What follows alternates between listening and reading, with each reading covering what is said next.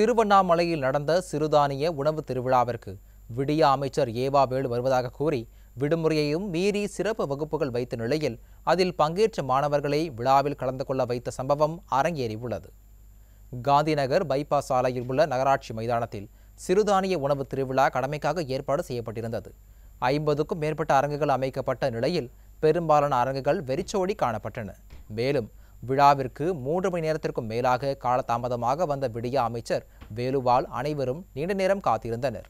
அரையாண்டு விடுமுறை விட்ட பிறகும் விதிமுறைகளை மீறி வைக்கப்பட்ட சிறப்பு வகுப்புகளில் பங்கேற்ற மாணவர்களை விடிய அமைச்சரின் நிகழ்ச்சியிலும் கலந்து கொள்ள வைத்தனர்.